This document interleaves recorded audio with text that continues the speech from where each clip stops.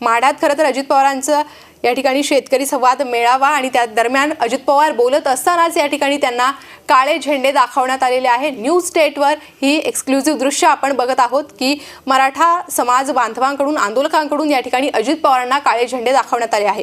खरं तर राज्यातील अनेक गावात अनेक तालुक्यात अशाच प्रकारे मराठा समाज बांधवांनी आक्रमक पवित्रा घेतलेला आहे आणि कोणत्याही नेत्याला राजकारण्यांना पुढाऱ्यांना गावात येऊ देणार नाही अशी भूमिका घेतलेली आहे आणि याचे फलक सुद्धा जागोजागी लावण्यात आलेले आहेत। तशाच प्रकारचा विरोध हा माढ्यात देखील झाला होता।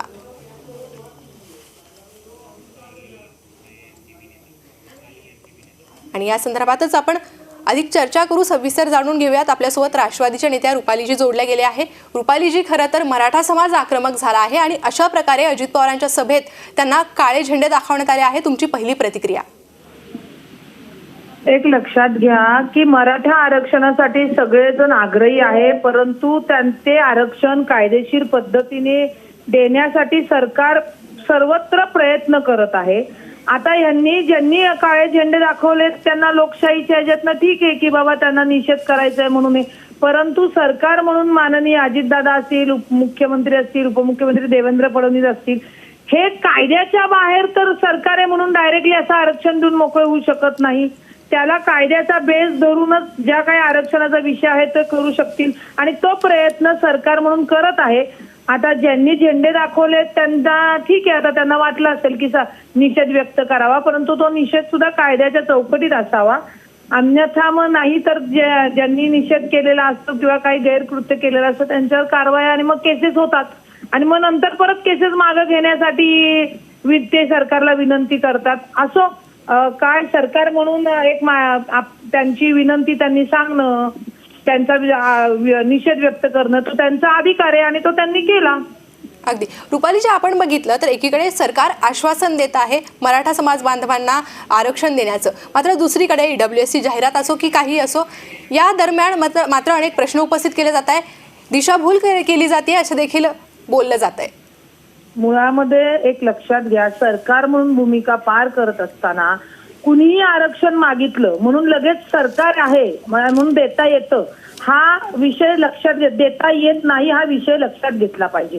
मराठा आरक्षण हे देत असताना बाकी ओबीसीच्या लोकांनी सांगितलं की आमच्यामधनं देऊ नका, त्याच्यामुळे कायद्याचा पूर्ण अभ्यास करूनच द्यावं लागणार। मागच्या वेळी आरक्षण दिलं आणि सुप्रीम कोर्टाने ते नाकारलं, त्याच्यामुळे डॉक्टर बाबासाहेब आंबेडकरांनी ज्या घटना लिहिलेल्या आहेत, ज्या कायद्याच्या ह्याच्यात बसतात त्याच्यातच आरक्षण मिळू शकतं।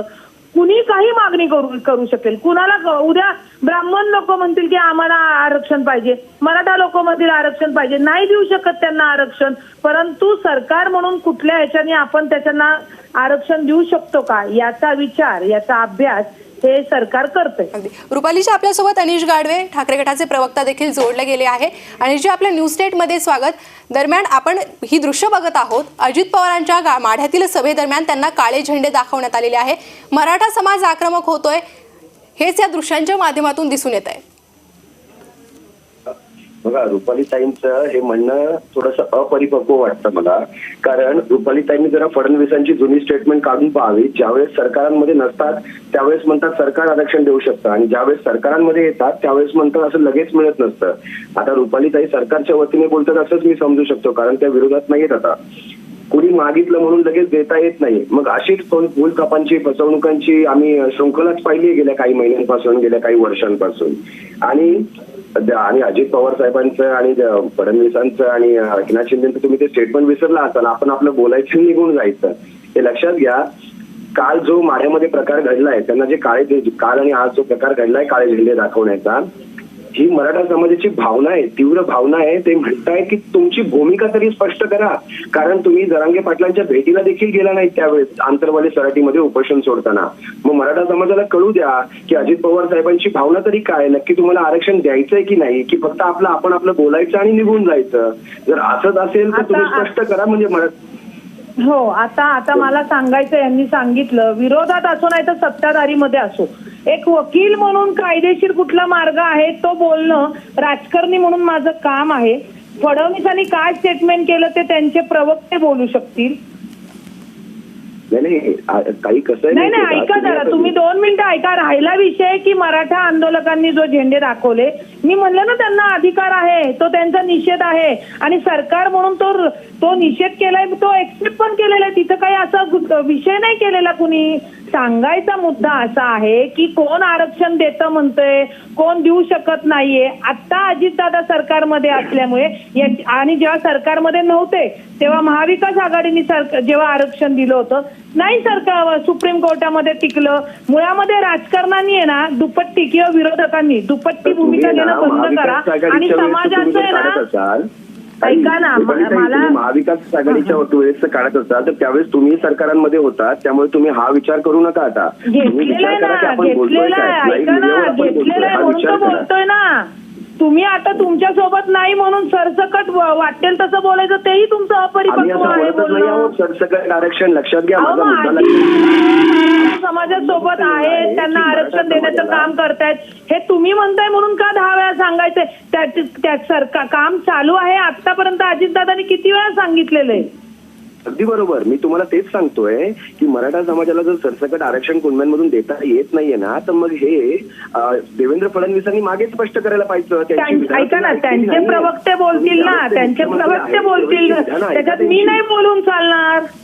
तुम्ही सरकारचे त्यांचे प्रवक्ते बोलतील. सरकार म्हणून अजितदादांच्या सभेमध्ये जे झेंडे दाखवले त्याच्यावर मी वक्तव्य करतेय. मुख्यमंत्री म्हणून बोलत नाही, ते अहो मग बोलत असतात. तुम्हाला सरकारचा प्रतिनिधित्व ऐका सर, मला या सगळ्या गोष्टी माहिती आहेत, म्हणूनच मी राजकारणी म्हणून, परिपक्व राजकारणी म्हणून उगीच कुठेतरी आश्वासन देणं हे पटत नाही. टीव्हीवर वाटेल तसं बोलणं हेही पटत नाही. तीच भूमिका मांडलेली आहे की जे आरक्षण द्यायचं आहे मराठा समाजाला त्याचा अभ्यास करून सरकार देईल आणि सरकार प्रयत्नात आहे.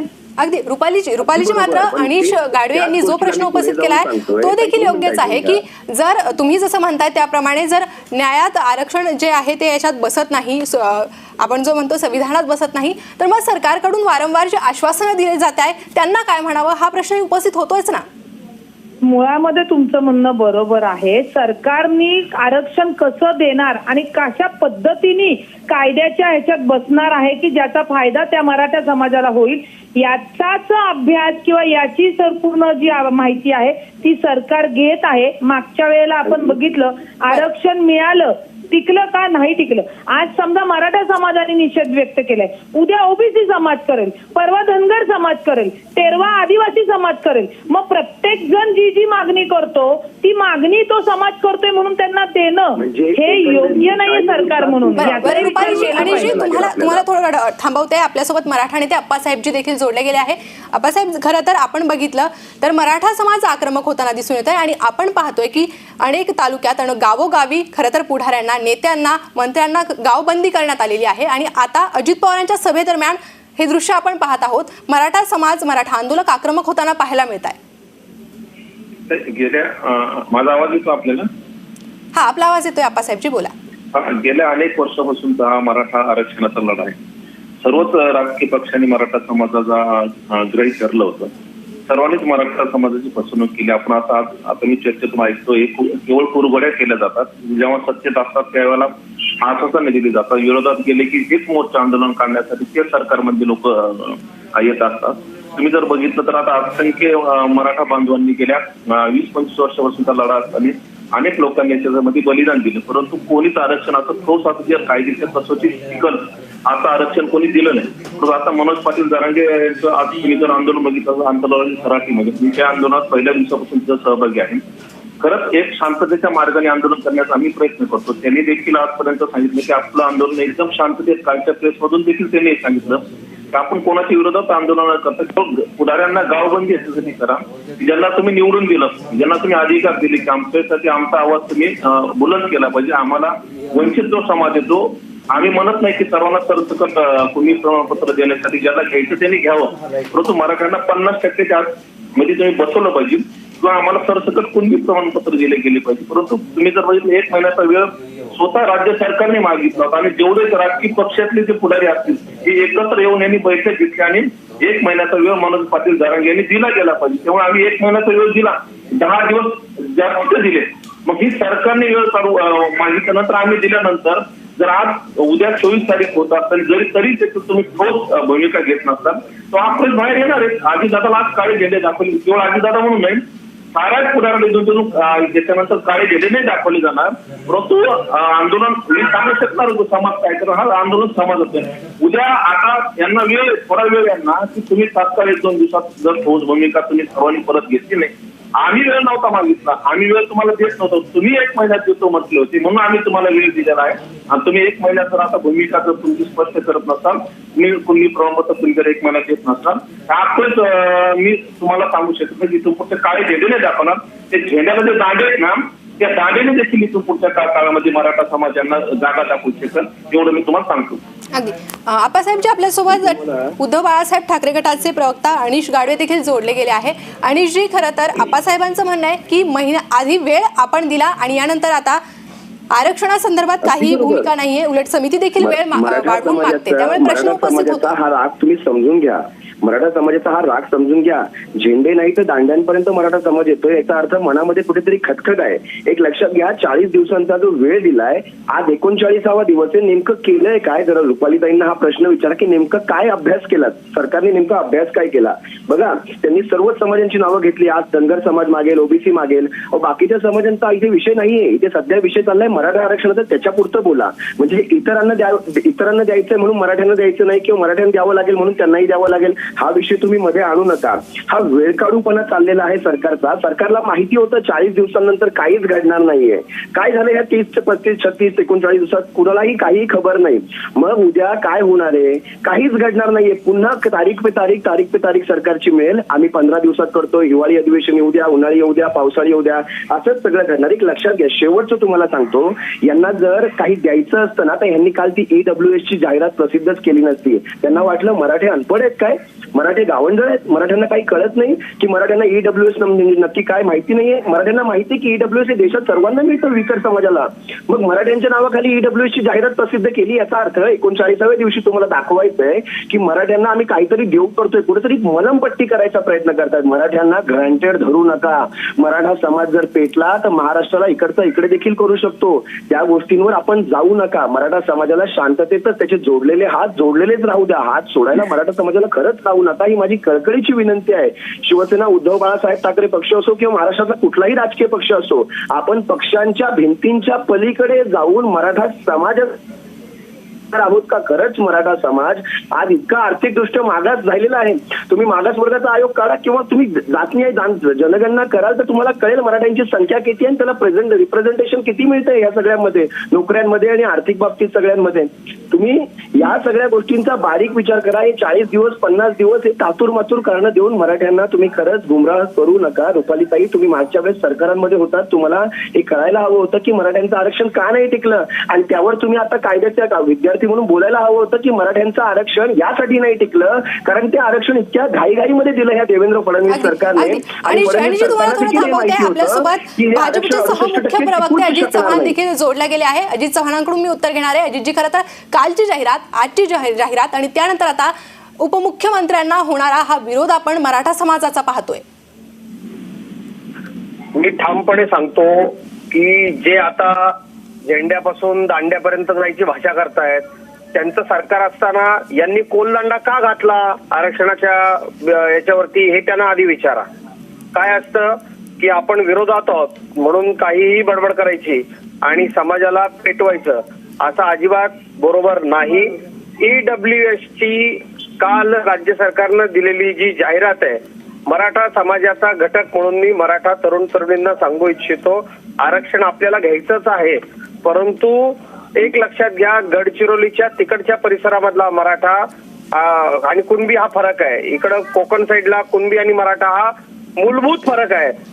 रायगड जिल्ह्यामधल्या काही ठिकाणी कुणबी समाज वेगळा आहे. कुणबी मराठा आणि कुणबी समाजातल्या इतर जाती याच्यामध्ये मोठा फरक आहे. आपल्याला आरक्षण मिळाल्यानंतर ज्यांना कुणबी मराठा सर्टिफिकेट मिळतील ते त्याच्यामध्ये जातील.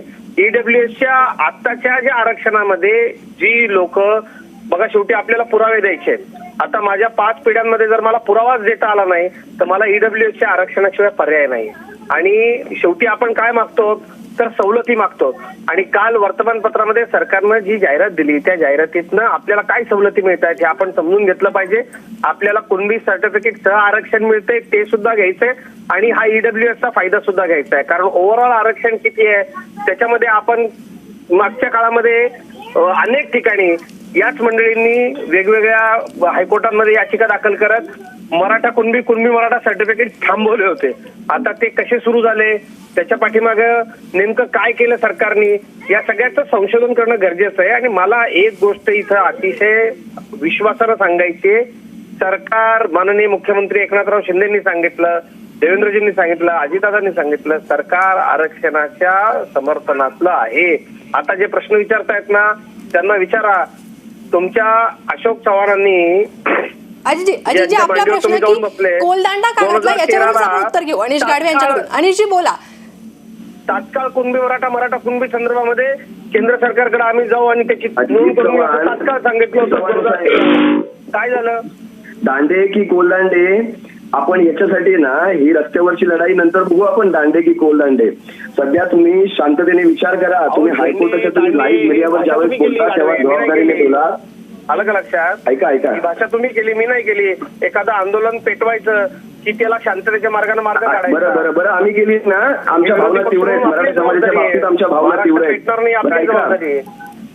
मराठा समाज बांधव म्हणून मी पक्षाच्या पलीकडे जाऊन सांगतो, मराठा समाज बांधव म्हणून तुम्ही आता हायकोर्टाचे दाखले दिले. तुम्ही म्हणताय ह्या हायकोर्टात कोण गेलं कुणबी किंवा मराठा करण्यासाठी? जरा नाव घेऊन बोला ना साहेब, जरा नाव घेऊन बोला. लाईव्ह व्हिडिओवर बोलता किती जबाबदारीने बोलायला पाहिजे. आम्ही नावं घेतो गुणवत्ता सदावर्तींची, सरळ नावं घेतो की मराठा समाजाच्या विरोधात हायकोर्टात सुप्रीम कोर्टात जाणाऱ्या गुणवत्ता सदावर्तींच्या पाठीशी कोणाचा हात होता तुम्ही देखील सांगावं. म्हणजे तुम्ही काय करायचं सारखी वकील आमच्या ज्या अशोक चव्हाणांच्या मांडीवर तुम्ही आता जाऊन बसलेत त्या अशोक चव्हाणांनी सांगितलं होतं बैठक आहे, त्या बैठकीचे मिनिट्स ऑफ मीटिंग आहेत, ती राज्य शासनाची बैठक आहे, अधिकृत डॉक्युमेंट आहे. कुणबी मराठा कुणबी संदर्भामध्ये आम्ही केंद्र सरकारकडे तात्काळ जाऊ आणि त्याच्या संदर्भामधली उपाययोजना करून घेऊ असं त्यांनी सांगितलं होतं. ज्याच्यासाठी आज जरंगे पाटील यासाठी चाललं होतं. राणे समितीचा अहवाल वाचलात का? अजित चव्हाण राणे समितीचा अहवाल वाचा. कारण ज्यावेळेस आरक्षण दिलेलं मराठा आरक्षणाच्या लढ्यामधल्या कुठल्याही नेत्यांना आपण भेटा, बोला, विचारा. याच्या संदर्भामध्ये सकारात्मक तुम्ही नारायण राणे तुमचे नेते आहेत ना, त्या नेत्यांचा राणे समितीचा अहवाल वाचा तुम्ही. आणि त्या अहवालात काय सांगितलंय की मराठ्यांना कुणबीमधून जेव्हा आरक्षण देतो ना आपण, साहेब 2 मिनिटं ऐका फक्त माझं. कुणबीमधून आरक्षण देण्यासाठी आपल्याला मराठा कुणबी एक आहे किंवा कुणबी, आता तुम्ही स्वतः तुमच्या तोंडाने कबूल केलात, पुन्हा एकदा कबूल केलात की कोकणातला मराठा हा मूलभूत मराठा, बाकी विदर्भातला मराठा हा कुणबी मराठा आणि इतर महाराष्ट्र मराठा हा कुणबी आणि बाकी सगळे 96 कुळी. म्हणजे ह्या सगळ्या गोष्टी थांबवा साहेब. कुठेतरी समाजाच्या बाजूने कधीतरी विचार करा. आतापर्यंत आपण मातीसाठी लढलो, काहीतरी जातीसाठी लढा.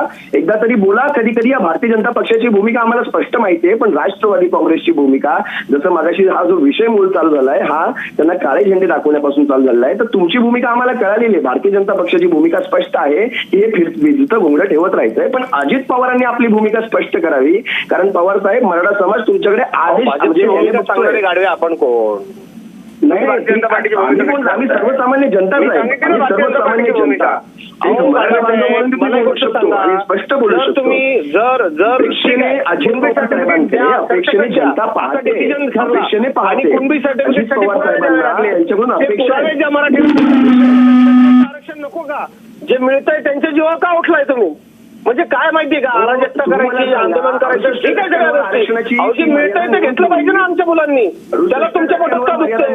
मला माझ्या मुलाला समजा आरक्षण घ्यायचं, मला समजा सरकारने सांगितलं चला सरसकट आम्ही कुणबी प्रमाणपत्र देतो, मला पुरावा तर द्यावा लागेल. माझ्याकडे पुरावाच नसला तर मी ईडब्ल्यूएसचं आरक्षण घ्यायला मी पात्र आहे, ते मी का नाही घ्यायचं?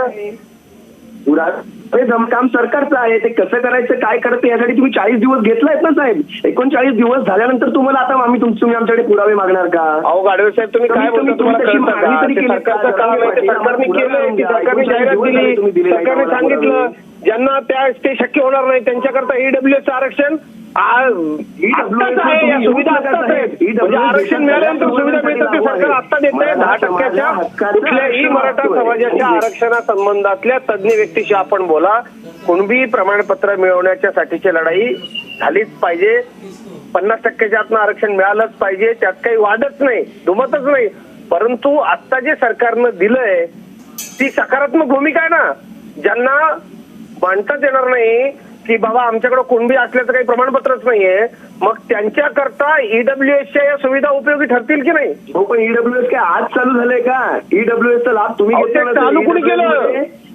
ते चालू कुणी केलं? 10% आरक्षण कुणी दिलं? माननीय मोदीजींनी दिलं, आम्ही दिलं. का दिलं? मराठा आरक्षण ज्यावेळेला तुम्ही करंट पेपरमध्ये टिकू शकले, मराठा मुलींचे हाल होतील हे लक्षात घेऊन आमच्या नेत्यांनी प्रयत्न करून ईडब्ल्यूएसचं आरक्षण आणलं आणि त्याचे फायदे आज होत आहेत. आरक्षण तुमच्या काळातलं नाही साहेब, हे काँग्रेसच्या काळापासून चालू झालेलं आहे. आर्थिक त्याला आधी कदाचित नाव वेगळं असेल, इकॉनॉमिक बॅकवर्ड, ईबीसी म्हणायचे त्याला आधी. तुम्ही ईडब्ल्यूएस म्हणताय, काही हरकत नाही, लक्षात घ्या काही गोष्टी. 10% हे आरक्षण कोणी सुरू केलं? गाडवेजी, आपण त्याचा अभ्यास शोध घ्या आणि मग आपण या विषयावर बोला. माननीय नरेंद्र मोदीजींनी याच्या संदर्भामध्ये या आरक्षणाची मर्यादा वाढवून देण्याचं सुद्धा काम केलं गाडवे.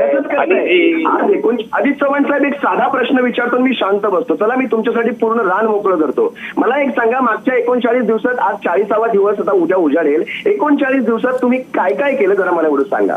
मराठा समाजाच्या डोळ्यात काय काय धूळफेक करण्यासाठी तुम्ही काय काय प्लॅन बनवलाय तुम्हाला एकदा सांगूनच टाका. आता मी शांत बसतो साहेब, मी शांत बसतो, तुम्ही सांगा. नाही, याच्यामध्ये आम्ही काय नाही केलं ते शोधून मांडण्याची विरोधी पक्ष म्हणून तुमची जबाबदारी आहे. मला पत्रकारांना विचारू देत नाही, पत्रकार मला उत्तर द्यायला बांधलेलं नाहीये. पण तरी सुद्धा हा प्रश्न महाराष्ट्राच्या जनतेनं मला विचारलाय असं म्हणून मी आपल्याला सांगतो. या संदर्भामध्ये राज्य सरकारनं एक जी कमिटी केली, ती कमिटी मराठवाड्यामध्ये फिरत होती. आपण राज्याच्या कुठल्या भागात राहतात मला कल्पना नाहीये. त्या समितीनं या मराठवाड्याच्या वेगवेगळ्या जिल्ह्यामध्ये जाऊन काय काम केलं हे आपण गुगलला टाकलं तरी आपल्या समोर येईल. त्यामुळे कसं होतं नुसतं बोलायचं, याच्यासाठी अध्यक्षतेखाली होती आणि कमिटी कुणी काढली आणि कोणत्या दिवशी काढली हे जर सांगावं जरा. लाईव्ह मीडियावर सांगावं अजित चव्हाण साहेब, तुमचा काही शिकायचंय. अनिश गाडवेजी करू नका साहेब. अनिश गाडवेजी, अगदी अजितजी, प्रॉब्लेम समजायचा प्रश्नच नाही. काय विषय का काय? अजितजी, तुमची भूमिका आपण पाहिली, अनिशजी आपली देखील भूमिका आपण ऐकली आहे. 2 मिनिटं मला बोलू देत. कुठलीही कमिटी काढलेली नाही. वेळ संपतोय अजितजी, वेळ कमी आहे आपल्याकडे, वेळ संपतोय.